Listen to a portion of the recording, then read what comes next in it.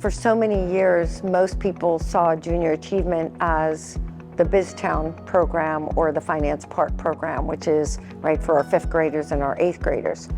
We realized that we were missing the high school population, and so we started to design programs specifically for the high school population. So the pre-apprenticeship program, we target individuals that necessarily don't want to go and pursue a 2-year or 4-year degree, but they need to be exposed to all the other opportunities out there. How we did that was to talk with employers and businesses and say, what do you need these young people to know? What do they need to master in order to work into your company? Preparing them with the skills that the employers and businesses shared with us and making sure that they were ready with the skills that they're going to need today and in the future.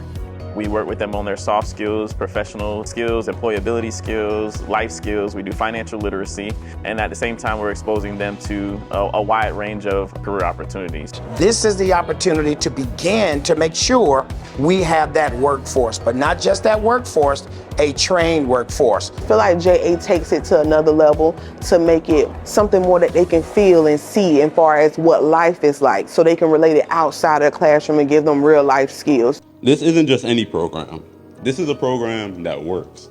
This is a program that is foolproof and that you will undeniably be able to take your first step into a better future. Now I feel like I'm gonna have future opportunities for jobs. Well, it gave me hope that somebody ain't give up on me. Somebody ain't look at me and close the door in my face. And it's an opportunity once in a lifetime, basically.